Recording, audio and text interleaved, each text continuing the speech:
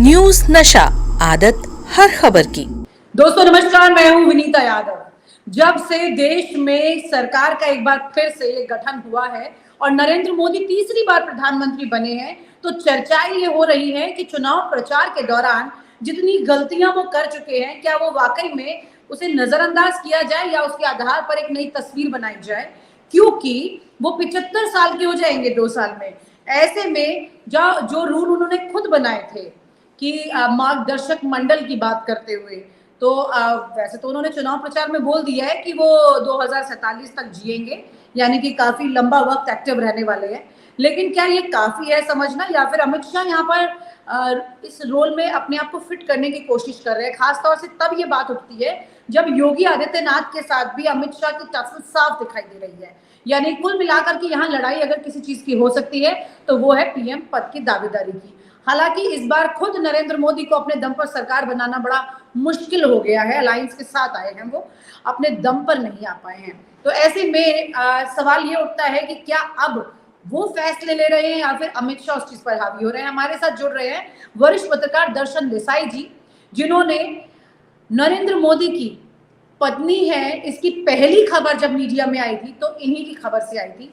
तमाम तरह की खबरों पर, खास तौर से गुजरात की बात करें या नरेंद्र मोदी अमित शाह की बात करें, तो उनकी एक मोडस ऑपरेंडी ऑफ वर्किंग जो है सर, वो आप अच्छी भली भांति समझते हैं। क्या आपको ये लगता है कि नरेंद्र मोदी और अमित शाह में क्या आज की तारीख में भी ऐसी सिचुएशन दिखाई देती है जिसमें नरेंद्र मोदी के डिसीजन सब अमित शाह ले सकते हैं? क्योंकि एक बार फिर से होम मिनिस्टर उन्हें बनाया गया, बावजूद इन चर्चाओं के कि आरएसएस नहीं चाहती थी शायद कि वो अलायंस नहीं चाहते थे इस बार कि वो होम मिनिस्टर बने, बावजूद इसके सर। बात बहुत क्लियर ये है कि नरेंद्र मोदी ही तय करते हैं सारी चीज। ठीक है, अमित शाह उनके चेले हैं पहले से, काफी सालों से, मतलब जब से दोनों पॉलिटिकल एक्टिविटी कर रहे हैं तब से वो उनके चेले हैं। तो तय डिसीजन नरेंद्र मोदी ही लेते हैं। ये बहुत क्लियर है।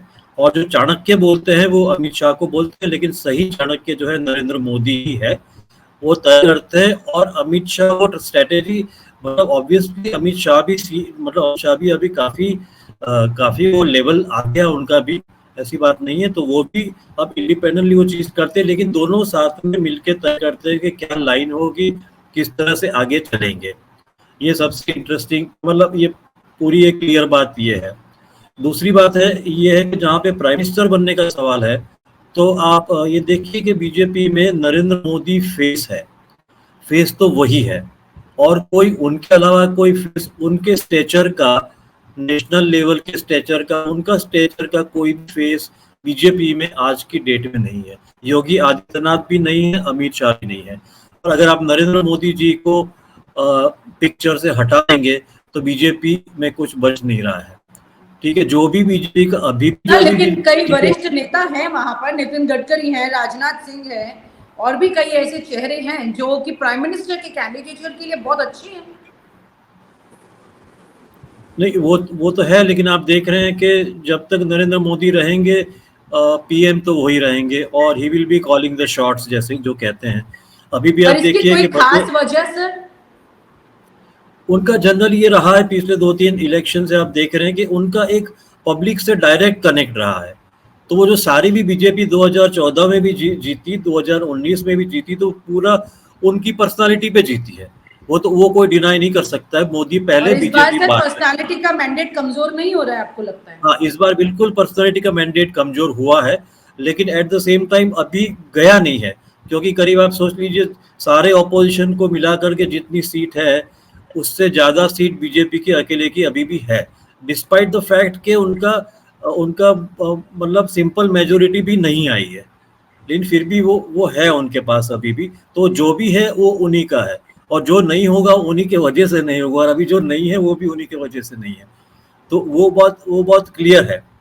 लेकिन बीजेपी में या आरएसएस में अभी किसी में इतनी कोई करेज आई नहीं है कि वो कहें कि भाई आपका जो है धीरे धीरे समय खत्म हो रहा है, तो आप दूसरों को मौका दीजिए। लेकिन जरूरत नहीं है, लेकिन यहाँ पर तो मैंडेट ये बोल रहा है ना, मैजिक तो आउट ही हो गया इसमें। हाँ, अब तो मैंडेट एक तो केवल संघर्ष आके खड़ा हो गया है उनका, और वो भी 2 साल बाद, जब वो 75 साल के होंगे, जो रूल उन्होंने खुद बनाया था। ये भी सवाल है कि क्या वो अपने रूल पर चलेंगे, क्योंकि जनता में ये संदेश जाता है, और जब ये जनता में मैसेज जाता है तो उसके इंप्रेशन क्रिएट होते हैं, उसी से एक हम्म, पर्सनालिटी को फायदा और नुकसान भी होता है सर। हम्म, हम्म। लेकिन वो जो जो जैसे इंडिया के रूल, वैसे ही और कोई बीजेपी के रूल इनको लागू नहीं पड़ते हैं, जो हम लोग जानते हैं कि वो जो तय कर दे वही होगा। मतलब अगर वो तय कर ले 75 पे, क्या हाँ ओके मेरा टाइम हो गया तो मैं जा रहा हूँ, तो है। अगर वो तय कर ले कि नहीं अभी भी है, अभी भी मैं रुकूंगा, तो रुकेंगे, रुके रहेंगे। लेकिन देखने वाली बात यह है कि अभी वो जिस तरह की सरकार कैबिनेट बनी है, उस सिचुएशन को कैसे हैंडल कर सकते हैं और 2 साल तक क्या सिचुएशन खड़ी हो जाएगी। तो आप नरेंद्र वो मोदी के नेचर को सर इतना तो जानते हैं, इस वाले सिस्टम में नरेंद्र मोदी ने अभी तक सरकार नहीं चलाई, चाहे आप राज्य की बात करें या केंद्र की बात करें, लेकिन अब उनको अपने अलायंस के साथ अप एंड डाउन फेस करना पड़ेगा। हालांकि मंत्रालय बंटवारे में तो ऐसा कुछ नहीं हुआ है, लेकिन क्या आपको लगता है कि वो एडजस्ट कर पाएंगे कहीं पर टॉलरेंस आउट होता है तो? वो अभी तक तो जितना हमने उनकी उनकी एक्टिविटी देखी है, उनको देखा है, उनके नेचर को हम समझते हैं, इतने सालों से हम उनको ऑब्जर्व करते हैं, उससे तो नहीं लगता कि वो किसी अलायंस के साथ चल पाएंगे। बल्कि आप देखें तो बीजेपी के भी कितने सीनियर मिनिस्टर्स वगैरह वो भी कुछ ज़्यादा बियॉन्ड द पॉइंट नहीं कर पाते हैं। सारे इंपॉर्टेंट पॉलिसी डिसीजन चाहे किसी भी मिनिस्ट्री के हैं, वो सारा फाइनल डिसीजन तो वही होता है पीएमओ में। तो बात यह है कि मतलब जो सारे आप देखिए कि सारे मिनिस्टर हैं, कितने भी कोई भी मिनिस्टर हो, सारा डिसीजन वहीं से होता है, सारा कंट्रोल पीएमओ से होता है। तो अभी तो भी आपको लगता है सर इसके वर्किंग में चेंज नहीं आने वाला है, वही पीएमओ से सारा कंट्रोल होगा? क्योंकि अलायंस क्यों चाहेंगे कि उनको मंत्रालय क्यों मिला है? बीजेपी के लीडर तो अभी तक फिर भी बर्दाश्त कर लेते थे, क्योंकि मोदी जी ने मंत्री बनाया, मोदी जी ने चुनाव जिताया, यहाँ तो ये खुद चुनाव जीत के आ रहे हैं, मोदी जी मंत्री बना रहे हैं ऐसा नहीं है, ये खुद मंत्री बने क्योंकि अलायंस से मोदी जी को स्ट्रॉन्ग कर रहे हैं, तो ये तो नहीं बर्दाश्त करेंगे शायद कि पीएमओ से सारे डिसीजन हो जाए, तो फिर यहाँ पर तो प्रॉब्लम्स आ सकती है। तो ऐसे में फैसला कौन लेने वाला है, और अमित शाह का रोल किस तरह से देखते हैं? वही होम मिनिस्ट्री तक लिमिटेड है, क्योंकि वो तो चुनाव में पूरा इन्वॉल्व रहते हैं हमेशा। नरेंद्र मोदी ने जो उनके अलायंस पार्टनर्स हैं उनको क्लियर एक सिग्नल दे दिया, लोगों को भी देश को भी मैसेज दे दिया कि ठीक है, हम अलायंस पार्टनर की क्या बोलते हैं उनके ऊपर डिपेंड करना पड़ेगा, हमारा जो भी एग्जिस्टेंस है। फिर भी जो है उन्होंने, आप देखिए कि जो मिनिस्ट्री का बंटवारा हुआ, उसमें बहुत ही मतलब क्या बोलते हैं, बहुत ही छोटी या इनसिग्निफिकेंट टाइप की मिनिस्ट्रीज उन्होंने अलायंस पार्टनर्स को दी है। मतलब काफी बड़ा से वो एक सिग्नल तो दे रहे हैं कि भाई जो मैं तय तो मैं ही करूंगा, और सारे इंपॉर्टेंट पोर्टफोलियोज जो हैं वो बीजेपी में ही रहेंगे, और जैसे मैं डिसाइड करूंगा वैसे ही रहेंगे। अभी तक तो ये हुआ, और अभी तक अलायंस पार्टनर्स ने, ताजुब की बात ये है कि अलायंस पार्टनर से ये चुप होकर के ले लिया। अब आगे देखना है कि वो इस चीज को कैसे ले पा रहे हैं, तो ये बात है। और दूसरा है कि होम मिनिस्ट्री इसीलिए भी वो नहीं देंगे क्योंकि सारे बहुत कंट्रोवर्शियल डिसीजंस वहाँ हुए हैं, जैसे सीए से लेकर के आर्टिकल 370 वाला, कश्मीर वाला, सारी चीजें वहीं से हुई है। तो वो कोई भी वो चाहेंगे नहीं कि वो चेंज हो जाए। तो सर आपको लगता है भी और कोई खास चीजें इनके एजेंडा पे हैं जो कि इन्हें एक रिवाइवल मोड में ला सकती हैं वापस से, खास तौर से तब जब इतने बड़े मंत्रालय सारे इनकी गोद में हैं अभी? हाँ, वो कोशिश तो करेंगे, लेकिन वही सिस्टम से अगर कोशिश करेंगे तो चीजें नहीं होगी। मतलब वही सिस्टम का मतलब ये है कि वही तय करते सब कुछ के सेंट्रल गवर्नमेंट पूरी एक जगह पर, एक ही प्लेस पे सेंट्रलाइज हो गई है। तो वो जो सेंट्रलाइजेशन है वो डिसेंट्रलाइजेशन नहीं हो रहा है, तो एक ही जगह से डिसीजन हो रहा है। नाउ सबसे पहले उनको करना पड़ेगा कि इस सिचुएशन को पूरा डिसेंट्रलाइज करना पड़ेगा।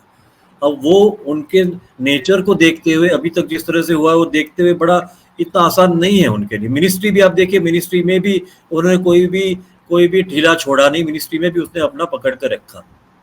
तो अब देखना है कि इस चीज को, इसी नेचर को रखते हुए कैसे अलायंस पार्टनर के साथ चल रहे हैं, और अलायंस पार्टनर कितनी देर तक इसको एक्सेप्ट करेंगे। क्योंकि अब देखिए आप देखेंगे तो चंद्रबाबू नायडू को सेंटर से पैसा चाहिए, ठीक है, वो उनका बहुत क्लियर है कि बहुत टाइम के बाद उनका कमबैक हुआ है पॉलिटिकल, बल्कि अब से एक तरह से पॉलिटिकल रिहैबिलिटेशन ही हो गया चंद्रबाबू नायडू का। तो वो जो जीत करके आए हैं, तो वो नहीं चाहेंगे कि वो आंध्र प्रदेश को किसी भी हाल में निकलने दे, क्योंकि वो समझते हैं कि वो पीएम या नेशनल लेवल पे, सेंट्रल लेवल पे उनका कोई रोल अभी बनने वाला है नहीं। तो वो चाहेंगे कि हो सके उतना पैसा आंध्र प्रदेश को, उनकी सरकार को मिले। तो जितना मिलेगा तब तक वो ज़्यादा, मेरे ख्याल से कोई ज़्यादा वहाँ पे आर्ग्यूमेंट नहीं करेंगे। कुछ चीज़ें होंगी तो वो मेरे ख्याल से जो भी अपने दिमाग में आएगा तो वो पी जाएंगे इस चीज़ को। ठीक है, चलो मिनिस्ट्री नहीं मिल पाई शायद, लेकिन नीतीश कुमार का देखना है, क्योंकि जैसे लल्लन सिंह है, लल्लन सिंह बहुत ही सीनियर नेता है, मतलब नीतीश कुमार के लेवल के नेता है। उनको एनिमल हस्बेंड्री और फिशरीज ये सब पकड़ा दिया है। वो कितनी देर तक चलते हैं और नीतीश कुमार कितनी देर तक चलाएंगे वो। अब आप नीतीश जी का भी देखिए कि नीतीश जी भी चीफ मिनिस्टर रहना चाहते हैं, वो भी कोई उनके और आगे जाने की इच्छा नहीं है। हाँ, तो वो तो राज्यों के पैकेज पर मेरे ख्याल से फोकस बैठे हैं। जी, तो वो तो जो है वो अपना वो पकड़ के, अपना जो फिefdom जो कहते हैं, अपना एक fiefdom जो कहते हैं, अपना एक साम्राज्य पकड़ के बैठे रहना चाहते हैं। उसके लिए चाहे उनको जो भी करना। सवाल आपसे कि नरेंद्र मोदी मुजरा, मंगलसूत्र, मछली, ये तमाम तरह की बात करते रहे चुनाव में, जिस तरह की लैंग्वेज को लेकर के उनको लेकर टारगेट करता रहा, विपक्ष की भाषा जो है थोड़ा बिलो द बेल्ट चली जाती है कई चीजों में, तो आपको लगता है कि नरेंद्र मोदी ऐसे हैं कि इस तरह की भाषा का इस्तेमाल करते हो, या चुनाव में अट्रैक्शन के लिए इन्होंने किया और आगे भी इस तरह की चीजों को कंटिन्यू कर पाएंगे वो? देखिए, ये कुछ चुनाव की जो ये सब उनकी पब्लिक की भाषा है वो 2002 से चलती है। ठीक है, 2002 में भी काफ़ी कुछ इस तरह से डिवाइड वाला करते थे। जैसे मियाँ मुशर्रफ बार बार बोलते थे उनकी रैलीज में, मियाँ मुशर्रफ, मतलब जैसे गोधरा मुस्लिम मुशर्रफ ने करवाया उस तरह से उनका पूरा होता। बट वो मियाँ मुशर्रफ करके एक सिम्बोलिज्म था, वो सिम्बोलिज्म था टॉकिंग अबाउट मुस्लिम कम्युनिटी। वो मियाँ मुशर्रफ बोलते थे, फिर काफ़ी मियाँ करके छोड़ देते थे। ठीक है, वो सब बोलते रहे। ये गोधरा वालों को ये भी बोलते कि सुधर जाइए, इस तरह का भी लैंग्वेज वो यूज़ कर चुके हैं। तो ये लैंग्वेज उनकी ये जो बोलना कोई नई नहीं हो, पहले से हर इलेक्शन में हमने देखा है कि इस तरह की भाषा वो यूज़ करते हैं। मियाँ मुशर्रफ तो चलिए ठीक है सर, चुनाव में लोगों के लिए अट्रैक्ट करके, पर मंगलसूत्र, मुजरा, मछली काफी गुजर। 2002 में उन्होंने साइकिल पंचर वाला भी बोला था कि भाई वो क्या करेंगे, साइकिल पंचर करते रहेंगे, बच्चे पैदा करते रहेंगे साइकिल, और करेंगे क्या, बच्चे बड़े होकर साइकिल पंचर वाले बन जाएंगे। जो वो भी अगेन मुस्लिम कम्युनिटी पे काफ़ी सारे गैरेज में काम करते हैं, तो मतलब वो भी डायरेक्ट था। फिर उन्होंने ये भी कहा था कि भाई उनका क्या है कि भाई 2 का 5, 5 का 25। ठीक है, फिर एक रैली करके उन्होंने बोला, काफ़ी सारे मीडिया वालों ने सुना नहीं होगा तो और भी सुन लीजिए, 25 का 625। इस तरह के भी लैंग्वेज उन्होंने गुजरात के उसमें यूज़ की है। और वो जो यूज़ किया है, वो जो जिस दरमियान में यूज़ किया, वो गुजरात गौरव यात्रा थी। वो गुजरात गौरव यात्रा थी, उस दरमियान में उन्होंने ये चीज़ यूज़ करी है। तो ये भाषा जो है वो अनफॉर्चुनेटली है, सिस्टम में है। ठीक है, मतलब लोगों को लुभाने के लिए नेता कई बार ये भूल जाता है कि वो अपनी मर्यादा कहाँ से पार कर रहा है। लेकिन कुल मिला करके इस बार भी नरेंद्र मोदी, आप कह रहे हैं इस बार भी नरेंद्र मोदी जो है, अमित शाह नहीं, नरेंद्र मोदी ही हावी रहने वाले हैं अपने इस टेन्योर में।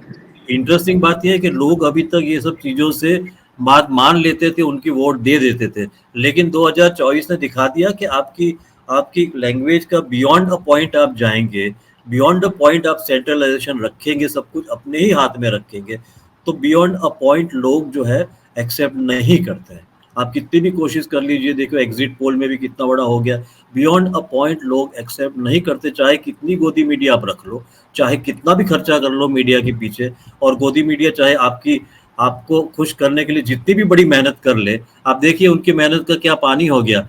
एग्जिट पोल भी, जो स्पॉन्सर्ड एग्जिट पोल क्लियरली दिख रहे थे, उसका पूरा पानी हो गया, हवा निकल गई पूरे ये सब इनकी। तो आप देख रहे हो, तो मतलब जो है फाइनली जनता जनार्दन जो है फाइनल डिसाइड करती है, और उस टाइम आप कुछ नहीं कर पाओगे। और यही मोड़ आगे, ये अगर यही चीज आगे रहेगी तो it will not take much time. लेकिन कुल मिलाकर अब नरेंद्र मोदी के लिए इतना इजी केक नहीं है सब कुछ। अब उन्हें असल राजनीति की केंद्र में जो चुनौतियां है उसका सामना चाहे या ना चाहे चाहे वो हावी हो सामने वालों पर या ना हो, लेकिन उन्हें सामना करना पड़ेगा, ये इसका एक कटु सत्य है। अमित राइट, शाह राइट, ये इसमें बिल्कुल। सेकंड इन कमांड की तरह ही है। आपने ये बात आज और साफ कर दी है, नरेंद्र मोदी एक नंबर लेसन 1 उनको, एक आपको इंटरेस्टिंग बता देता हूँ आखिरी में, कि एक लेसन उसको वाजपेयी जी से लेना चाहिए कि वाजपेयी जी इतनी सारी पार्टीज का, इनकी तो 2 या 3 पार्टी है, वाजपेयी जी 13-13 पार्टीज का कोalition चलाते थे इफेक्टिवली, इफेक्टिवली बढ़िया बढ़िया चलाते थे कोalition, ठीक है। और उनका उनका ट्रबल शूटर कौन था? उनका ट्रबल शूटर था प्रमोद महाजन, ठीक है। प्रमोद महाजन पूरे, जो अमित शाह भी काम कर रहे हैं, उनका रोल है, वो प्रमोद महाजन का रोल था, लेकिन प्रमोद महाजन की जो फाइनेस थी, उसकी जो स्मार्टनेस थी, वो तो नहीं मैच कर पाते थे। और प्रमोद महाजन के बाद अरुण जेटली आए, वो भी वही करते थे, लेकिन वंस अगेन जो प्रमोद महाजन वाली बात थी वो तो जेटली में भी नहीं थी, बट फिर भी चलो ये लोग कर रहे थे। अब वही रोल है कि ये, मतलब थोड़ा डिफरेंस ये है कि पहले वो था कि Vajpayee will be the PM, will be the face, और उनका जो अकॉर्डिंगली जो जरूरत के मुताबिक जब हिंदुत्व की बात आएगी तब अडवाणी जी आएंगे, एडमिनिस्ट्रेशन और सब की बात आएगी तब वाजपेयी जी आएंगे, तो फेस उनका बड़ा कन्वीनियंटली सेट होता था।